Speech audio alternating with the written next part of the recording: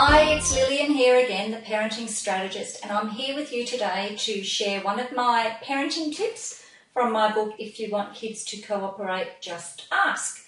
I actually did a radio interview on 96.5 FM this morning, and we actually talked about this parenting tip, which is all about working towards gaining cooperation with children, not control.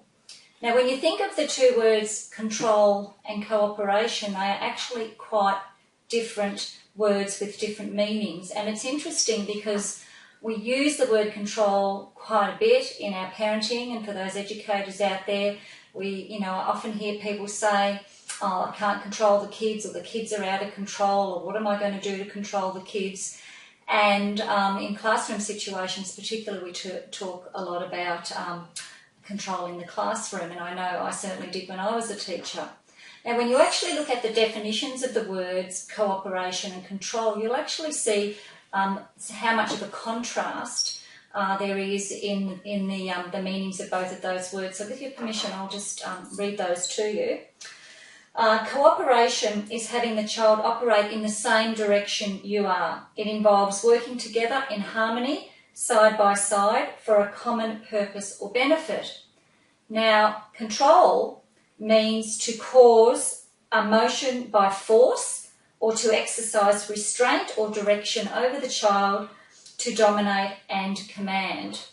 Now, I know from an adult's perspective, I certainly don't like the sound of being controlled, and I'm sure that many of you would be thinking the same thing. Now, in our adult lives, we've possibly come across situations, both as children and also as adults, where we have had controlling people in our lives. It may have been a parent, it may have been a sibling, it could have been a friend as we were growing up. Often it could have been a teacher that was very controlling, or another adult in a child's life.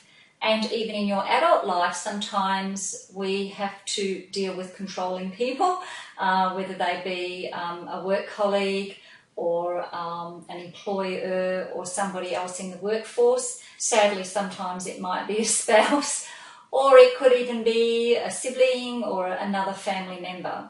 So when you think about it, none of us really like to be controlled. And in our family, we have chosen to replace the word control with the word cooperation. So if you are actually wanting to engage children and get them to cooperate with you, you have to also set that example of what it means to cooperate with them.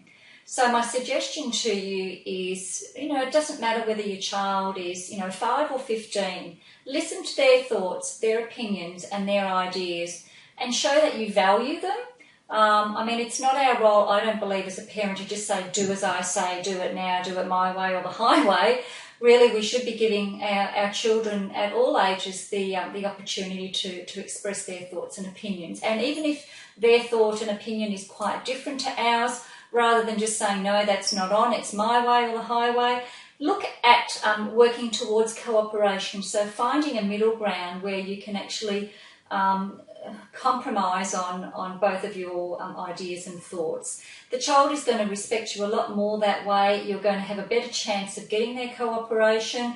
If you just try to control them and say, it's this way, my way, this is how it's done, you've got no thoughts, no participation, no value in this decision making, they are probably going to oppose that. They're going to be oppositional and defiant about it, and I doubt whether you will gain their cooperation. The only time that you might is if you do that through intimidation or fear, and of course that's obviously not a good way to gain cooperation as well. So think about that when you're communicating with your children. Gain cooperation rather than control. Take that word control out of your vocabulary and in place use the word cooperation. Teach your children what it means to be cooperative and allow them the opportunity to express their thoughts and opinions. And then, of course, when opinions differ, you can compromise. So I hope that parenting tip has helped you today, and I look forward to hearing your feedback about how your children are being cooperative in your home. So thanks very much, and I'll catch you next time. Bye.